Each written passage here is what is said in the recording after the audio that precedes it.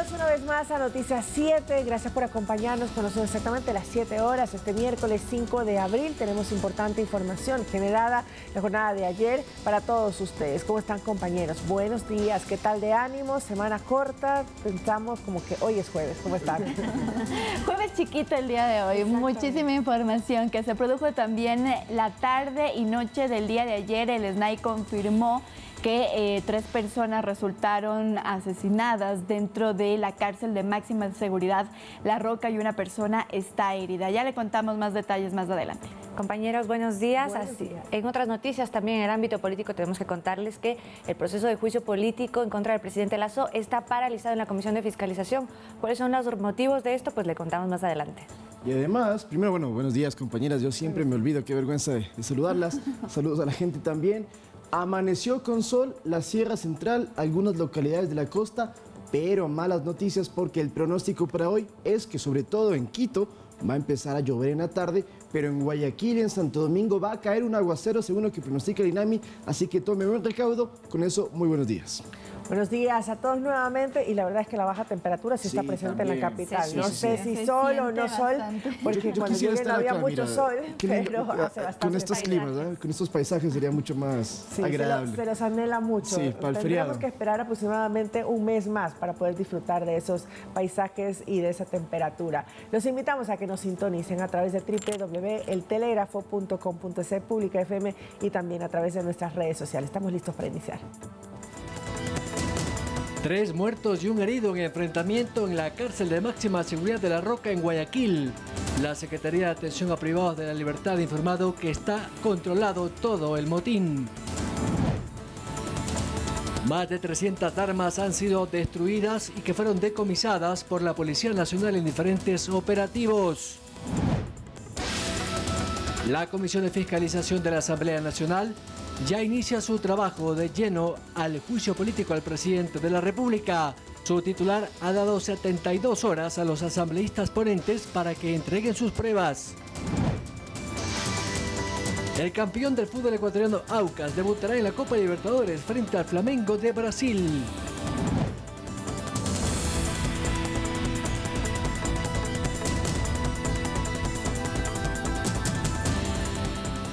Vamos con la información. En la cárcel de máxima seguridad de La Roca se registró un amotinamiento. En este sitio se encuentran los privados de libertad más peligrosos del país.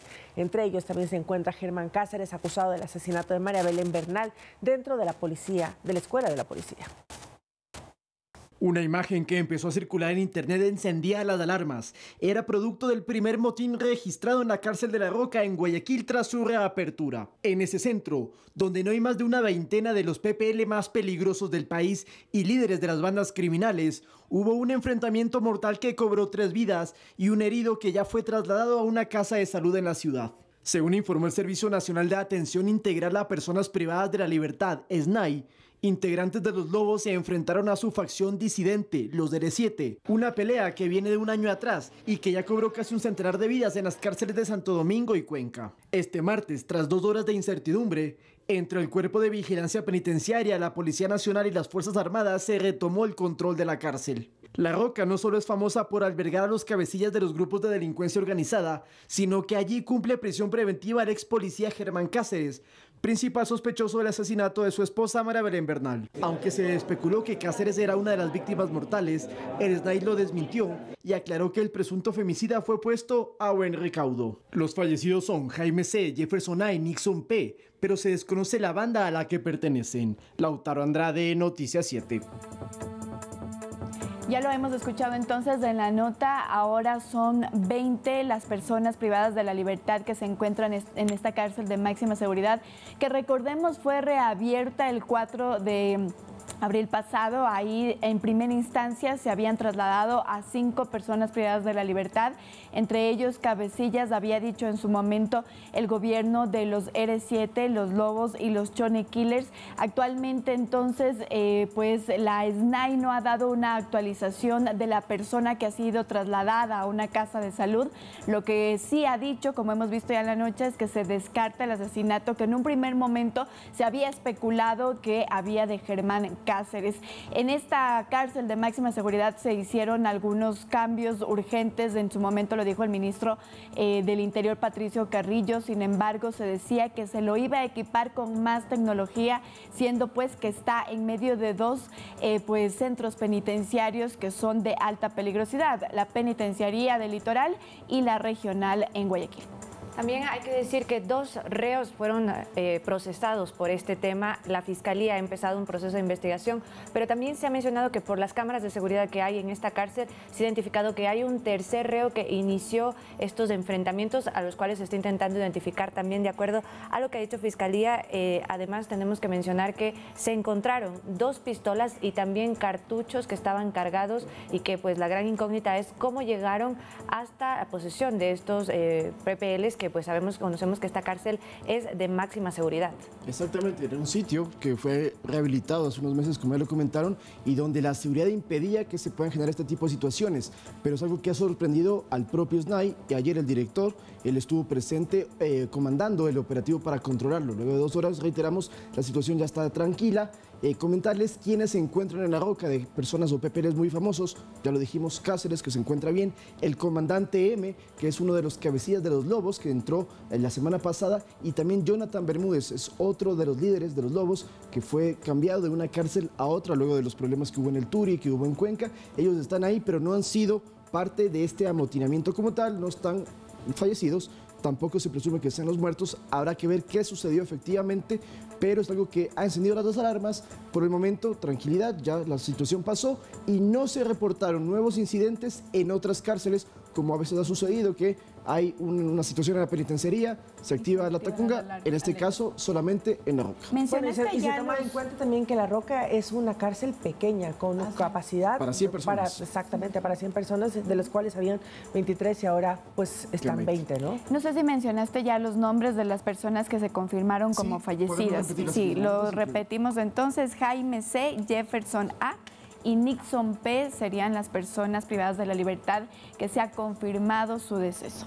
Bueno, y hablando de inseguridad también en nuestro medio, en nuestro país, 4 clientes y un cajero de una cafetería en La Floresta, esto queda en el centro norte de la capital, fueron asaltados en la tarde del 3 de abril. La policía alerta una nueva modalidad en la que los repartidores de comida, mucha atención, entran con cascos para evitar que los reconozcan las cámaras de seguridad. La modalidad de robo en la concurrida cafetería de La Floresta, en el norte centro de Quito, es un lugar muy frecuentado por turistas y vecinos del sector. Ocurrió en la tarde-noche de este pasado día lunes. Fueron 2 motorizados que, disfrazados de repartidores de comida rápida, ingresaron al local con cascos, como se puede ver en las imágenes de las cámaras de seguridad del local. Procedieron a desvalijar a los pocos clientes que había en el lugar y al cajero le habrían quitado todo el dinero de la venta del día. Aunque no hubo violencia de por medio, cada vez los ciudadanos y comerciantes sienten temor de ser atracados en cualquier lugar y a cualquier hora. La policía del distrito Manuela Sáenz, al que pertenece la zona de La Mariscal y La Floresta, tienen ya rastreado a los que serían los ladrones. Tenemos ya identificado a uno de los ciudadanos, ya estamos tras la pista. Las unidades del eje investigativo se encuentran también ya realizando los respectivos procedimientos para tratar de llegar con el paradero de este individuo. Byron Galarza, Noticias 7. Muy bien, esto es lo que ocurrió entonces hace 2 días en el norte, en el centro norte de la capital. Realmente pues en redes sociales se veía la indignación de las personas que evidentemente saben pues ir a estos locales, porque no es el único que existe ahí en La Floresta. Ese sector es muy comercial y lo que dicen es que esta nueva modalidad no solo ha ocurrido en esta cafetería, sino también en sus alrededores, y lo que piden a las autoridades es que haya más patrullaje. Sí, y por ejemplo también ahora se están organizando los locales con un tema que ya es bastante obvio, es cerrar las puertas. En muchos casos no se permite el ingreso de los usuarios, de los clientes, a menos que llegue el mesero o el cajero, revisan quién va a entrar y le permiten. Obviamente que hay estas dudas con el tema de los repartidores, que ya se está controlando, eso sí lo conocemos, y hay operativos para revisar la mercadería que llevan, porque en algunas ocasiones o se ha trasladado drogas o armas, no hay que generalizar, pero son casos puntuales que se han encontrado. En todo caso se están organizando entonces los locales comerciales para poder protegerse ante esta situación que ya ocurre también en la capital Hablábamos de este tipo de modalidades en Guayaquil, en otras ciudades, pero ahora ya están llegando también pues entonces a Quito. Y por eso es que hay algunos locales o unas cadenas que son un poco más grandes, que tienen la modalidad de que tienen otro sector para la entrega de los deliveries, de las entregas a domicilio, justamente para precautelarse y para prevenir que entren a los locales y se puedan dar estas situaciones de inseguridad como las que acabamos de observar en estos momentos. Lamentable que esté ocurriendo esto acá en la capital, ¿no? Este incidente ocurrió específicamente en las calles Valladolid y Coruña, en este sector de la Floresta, pero hay que decirlo también, de acuerdo a lo que se ha mencionado y las investigaciones, no fue la modalidad de delivery como tal, sino que el robo empezó de parte de dos personas que se hicieron pasar por comensales y luego pues se juntaron otras personas que venían con los cascos de motocicletas. Esto también hay que mencionarlo y es muy importante, como ustedes bien lo han dicho, se ha especificado estos espacios para que se entreguen estos a los repartidores en otros, pero bueno, lamentablemente es lo que vemos, lo que está ocurriendo, generó muchísima polémica también en redes sociales, particularmente el video, sobre todo la secuencia en cómo se ve el robo, porque había personas que estaban dentro del restaurante que ni siquiera sabían lo que estaba pasando y pues les tomó por completa sorpresa. Hubo un disparo que afortunadamente pues no lastimó a nadie, pero bueno, nos toca nada más que tener mucha precaución al respecto también. Bueno, y a propósito de lo que se ha estado hablando en los últimos días, el porte autorizado de armas, el Comando Conjunto de las Fuerzas Armadas entregó el listado de las que están registradas hasta este 2023. Son un total de 234.590 armas inscritas a nivel nacional, 11.412 con permiso de tenencia a personas naturales, 2.536 permiso de tenencia a personas jurídicas o empresas, 241 con porte en personas naturales, lo que queda un total de 248.779 armas autorizadas en todo el país. El día de ayer también se emitió un reglamento y se define ahí como armas de guerra y por tanto de uso privativo de las Fuerzas Armadas, aquellas utilizadas con el objetivo de defender a la soberanía nacional, mantener la integridad territorial y el orden constitucional, y ahí se detalla pues un sinnúmero pues, de armas que estarían habilitadas tanto para civiles pero para las Fuerzas Armadas y la Policía Nacional. Pistolas calibre 9 milímetros o superiores, esto es para las Fuerzas Armadas, fusiles y armas automáticas sin importar calibres, los tanques de guerra, cañones, morteros, obuses y misiles de tierra, entre otros, lanzacohetes, lanzagranadas, bazucas, todo eso está autorizado para las Fuerzas Armadas. Hay más, Caro. Así es, granadas de mano, bombas de aviación, granadas de fragmentación, también torpedos, proyectiles, minas, granadas de iluminación, fumígenas, perforadores o de instrucción. Estas armas también tienen las que lleven dispositivos de tipo militar, entre otras, y además revólveres hasta calibre 38, pistolas, subametralladoras semiautomáticas hasta calibre 9 milímetros. Entonces todo esto que he mencionado, compañeras, es armas de guerra. O sea, una persona natural, una persona como yo, no podría pedir que la autoricen utilizarla. Eso es un delito, eso luego va a ser sancionado. Exactamente, el porte de armas no permite eso. Ahora, como un dato, sí también quería contarle a la gente, lo que usted sí puede, con los permisos respectivos, es tener una pistola 9 milímetros, un revólver o una escopeta. La escopeta se utiliza generalmente en los sectores rurales y sirve para poder protegerse porque obviamente al estar más distantes de diferentes unidades de la policía, con eso es mejor protegerse, es mucho más sencillo, según dicen los expertos. El revólver tiene un cartucho de 5 balas, mientras que la pistola de 9 milímetros llega hasta 10 o 12. Esas son las diferencias para que usted entienda, porque generalmente se dice, revólver es sinónimo de pistola. Bueno, sí son parecidas, pero depende de la batería, de la carga para poder disparar. Porque de hecho, recuerden ustedes que lo mencionábamos ya el día lunes, la ley de armas que establece para el porte de civiles solamente es muy clara respecto a qué tipo de armas de fuego pueden y son accesibles para las personas civiles que pues luego realizarán este proceso de regulación para la tenencia y porte de armas. Eso es muy importante. Hay 3 específicas que tú ya los mencionabas, Lautaro, y eso estaba ya establecido en la ley de armas en el país. Muy bien, y sobre esto el día de ayer en una rueda de prensa se refirió, me confirma producción, Jairo Barrera, tenemos el directo, una declaración, es el jefe policial del Distrito Metropolitano de Quito. Escuchemos lo que dijo. Nosotros, de acuerdo a la legislación, son de 3 a 5 años en el caso que una persona porte un arma de fuego y no se encuentre con permiso, siempre y cuando esa arma no esté involucrada en algún otro tipo de delito previa a la pericia que se realiza. Es importante entender y comprender esto. Una cosa es la tenencia, la posesión, y otra cosa que el arma esté vinculada en algún tipo de delito, que esto agrava obviamente la situación.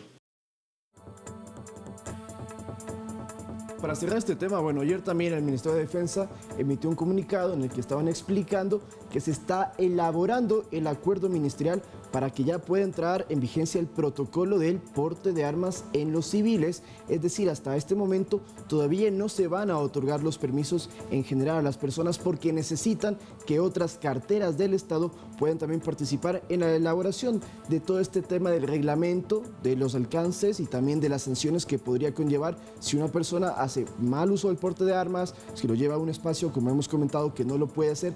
Todo eso está en trabajo, entonces el decreto ya entró, ya está funcionando, pero lo que eso implica es que el Ministerio, la Secretaría de Seguridad y otras carteras de Estado tengan ya específicamente el marco legal para que usted entonces pueda ir a conseguir, en este caso, el permiso, siempre y cuando cumpliendo los 7 requisitos que hemos mencionado en toda esta semana. Perfecto, bueno, son exactamente las 7 horas con 16 minutos, es momento de irnos a una pausa. Ahora volar desde y hacia Ecuador, les contamos, será mucho más barato tras la reducción de las tasas aeroportuarias que se cobran en los boletos aéreos. Más les contamos enseguida. Gracias por su sintonía, amigos televidentes y oyentes. Continuamos con más información a esta hora, 7:18.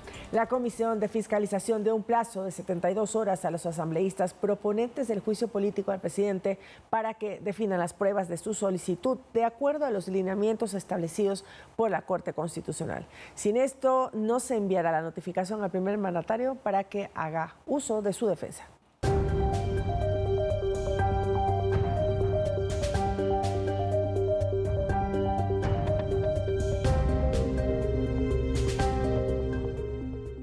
Por ahora, el proceso de juicio político al presidente Lasso se pone en pausa en la legislatura y es que la Comisión de Fiscalización les ha pedido a los interpelantes ajustar la solicitud de censura a lo establecido por la Corte Constitucional en su dictamen de admisibilidad. Deben delimitar el hecho puntual que se va a investigar, que ya lo hizo la Corte, que es el presunto peculado por un contrato de 2018 en Flopec con la empresa Amazonas Tankers, como los hechos o las pruebas que van a servir de sustento, y delimitar y singularizar y pormenorizar esas pruebas conducentes a probar qué hecho concreto. De acuerdo a la asambleísta oficialista Ana Belén Cordero, también vicepresidenta de la Comisión de Fiscalización, sin esta acción no se puede proceder a enviar las notificaciones para iniciar con el proceso de recepción de pruebas de cargo y descargo. Al no delimitarse el acervo probatorio, no puede empezar a defenderse el señor presidente y en función de ello hay que esperar. Es decir, el plazo de 30 días que tiene esta comisión para realizar la indagación y el informe sobre el juicio político no está corriendo aún.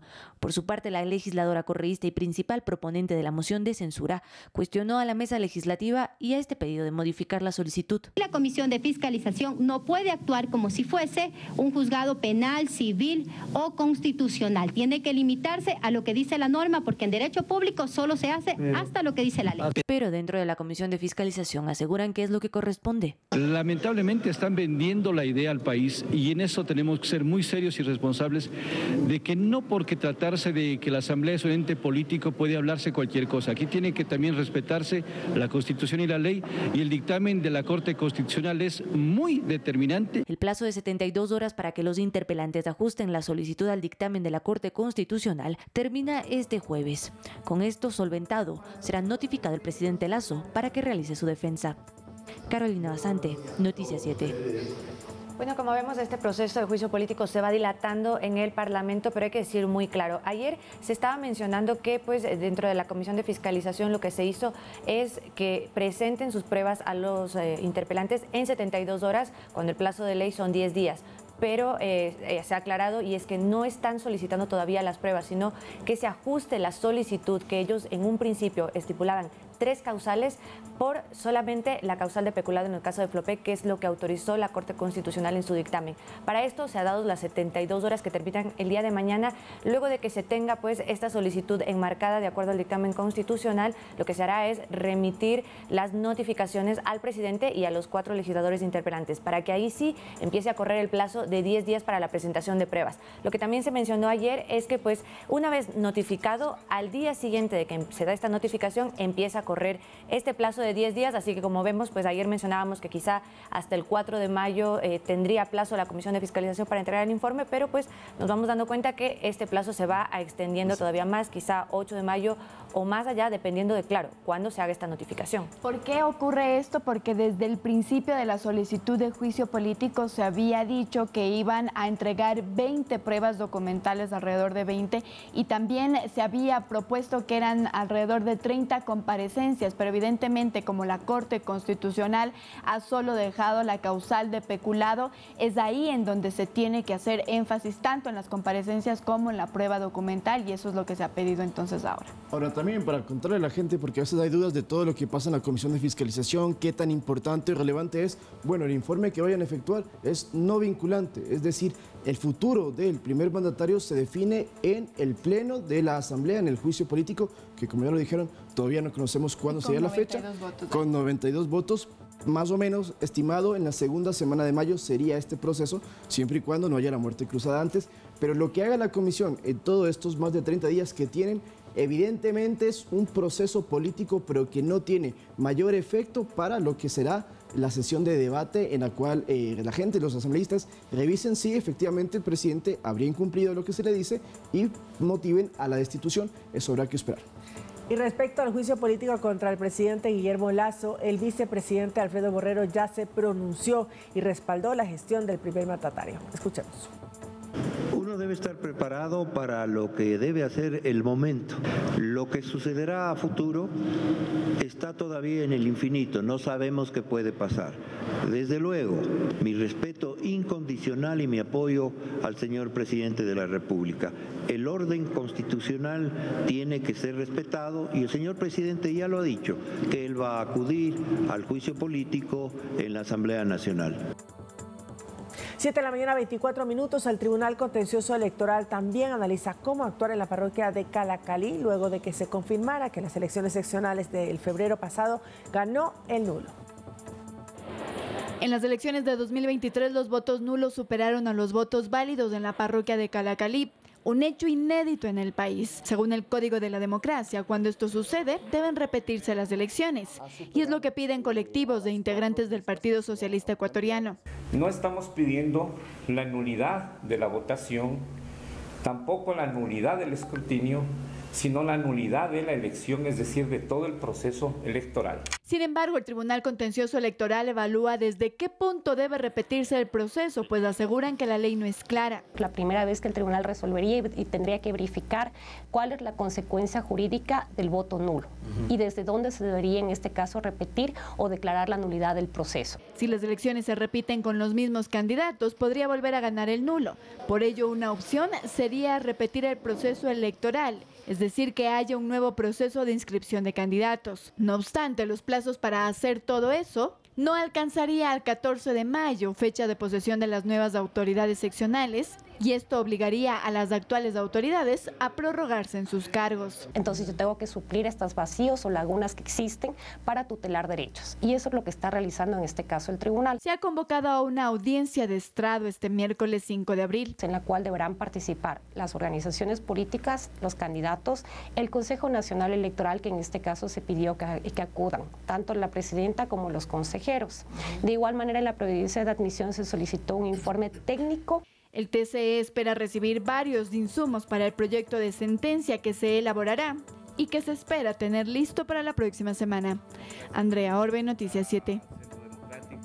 Muy bien, entonces lo que están requiriendo los habitantes de esta parroquia es que se declare nulo todo el proceso. Esto quiere decir que regresaría incluso a que se efectúen las primarias dentro de cada partido, se elijan a candidatos y estos a su vez se inscriban en el Consejo Nacional Electoral. Eso es lo que están requiriendo habitantes y también las personas que fueron candidatos, como por ejemplo el Partido Socialista Ecuatoriano, que participó en las seccionales en esta parroquia. Recordemos que ahí se elegían presidentes de la junta parroquial y es de eso lo que ahora han dicho que se quiere empezar desde el principio. Ganó el nulo y es un hecho inédito en el país, nunca había pasado. Por eso es que dicen que la ley no es clara y el día de hoy se va a realizar esta reunión en donde se cree que se dejará, digamos, un precedente para que no solo en esta ocasión se lo realice, sino en futuras ocasiones. Y es muy importante porque justamente eventualmente podría ocurrir esto en algún otro momento, si es que ya ha pasado, pero además también las personas de Calacalí y los partidos que están apoyando que se haga de nuevo el proceso, han mencionado que acudirán a instancias nacionales e internacionales para que se ejecute la ley de acuerdo a lo que está establecido en la norma, y es que efectivamente se realicen nuevamente las elecciones en caso de ganar el nulo. Pero con otros candidatos, porque han dicho que no sirve de nada volver a hacer elecciones con los actuales postulantes, porque otra vez ganaría el nulo, entonces no hay respuesta, eso no es lo que buscan, sino quieren que sean otros candidatos, y también advirtieron que si el TSE no cumple esto de hacer nuevas elecciones con otros candidatos, podrían hasta levantarse, es lo que han dicho algunos moradores. Veremos qué sucede con este caso efectivamente inédito, que solamente implica al gobierno parroquial, no a la alcaldía ni las demás dignidades que votamos. Este nulo solamente ganó en los candidatos para la Junta Parroquial de Calacalí, en el norte de Quito. ¿Y cuánto tiempo tomaría eso? Tendría que irse hasta las primarias también no para alcanzar, poder plantear nuevos candidatos. Ese precisamente es, digamos, el conflicto, porque dicen que hasta el 14 de mayo, que es cuando ya se tienen que posesionar las nuevas autoridades, no va a alcanzar el tiempo, y esto haría que se prorroguen las autoridades que actualmente están, y eso es lo que no se quiere. Que tampoco quieren, claro, exactamente. Bueno, 7 de la mañana, 28 minutos, nos vamos a una pausa y regresamos. Estará con nosotros María Beatriz Santos, vicealcaldesa de Manta. Hablaremos del manejo de la emergencia por esta etapa invernal, la seguridad, turismo y otros temas. Regresamos enseguida. Y bien, estamos de regreso, 7 de la mañana, 30 minutos. Vamos con información del deslizamiento, porque ante un eventual peligro de un macro deslizamiento de tierras en la zona de La Cría, en el cantón Santa Isabel, en Azuay, 50 familias tuvieron que evacuar y las autoridades declararon en emergencia a todo el sector. Veamos. Desde hace al menos 8 meses, los moradores de la comunidad La Cría, en la provincia del Azuay, empezaron a notar fisuras en las paredes de sus viviendas y también en la tierra y las vías.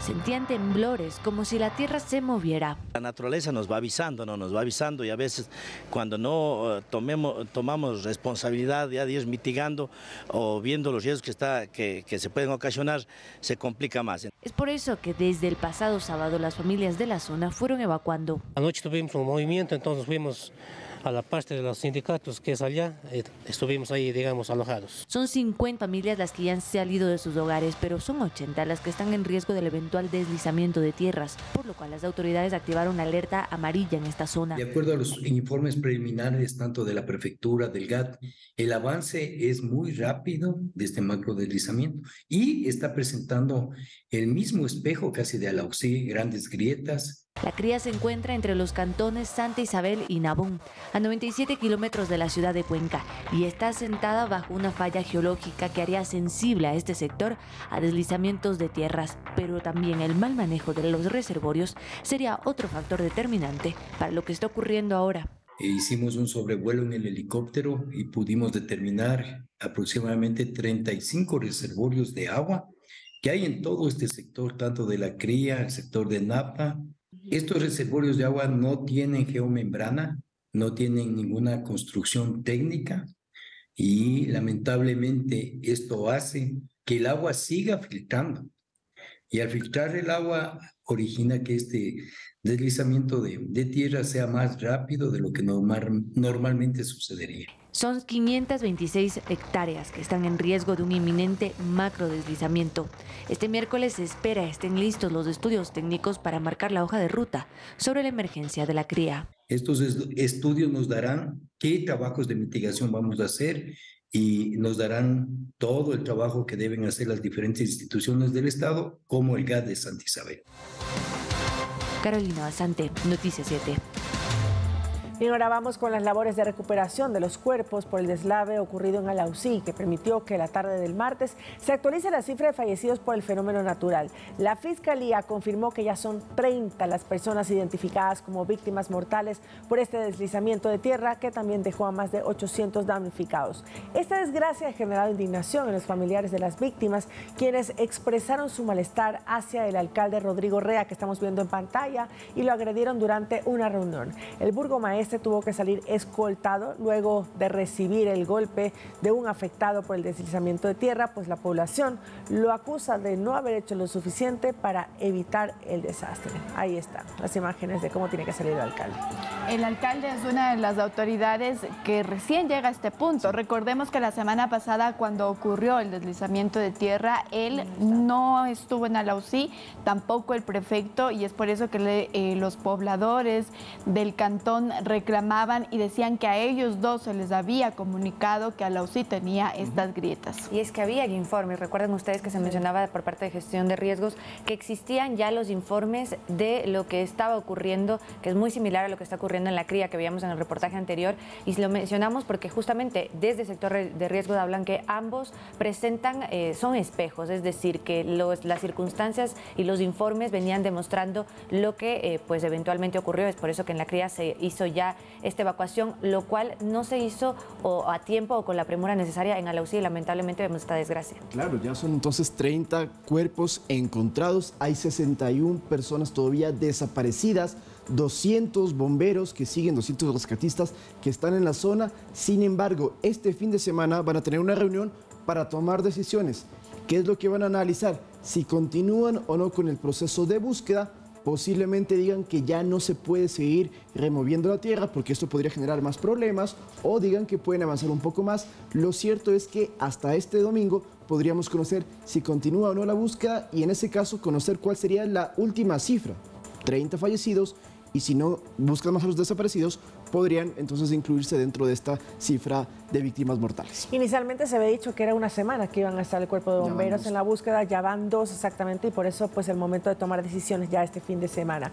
Ahora vamos a hablar de las inundaciones, porque tras el torrencial aguacero del 3 de abril, Guayaquil sufrió otra inundación en varios sectores como Monte Sinaí. Según sus moradores, la situación se agrava porque no hay desfogue de las aguas y las enfermedades afectan a muchas familias. La crisis que afecta a los pobladores de la cooperativa Tres Hermanos en Monte Sinaí, en el noroeste de Guayaquil, no tiene precedente alguno. Se han agudizado los casos de enfermedades propias de la estación invernal, sobre todo en la población más vulnerable. Y quienes llevan la peor parte aquí son nuestros niños. Nuestros niños de la comunidad, todos están, la mayor parte están enfermos con el tema de las epidemias, granitos en la piel, fiebres muy altas de 40. Los habitantes de la citada comunidad solicitan que se planteen alternativas.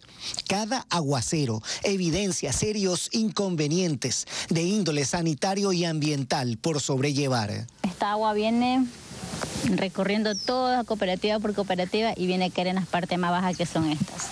Entonces yo creo que aquí necesitaría que un estudio técnico, que alguien nos vea de dónde viene esa agua y nos canalice, qué sé yo, un alcantarillado. El barrio 6 de la cooperativa Tres Hermanos, en Monte Sinaí, las empedradas calles se convierten en verdaderas lagunas con el riesgo que conlleva.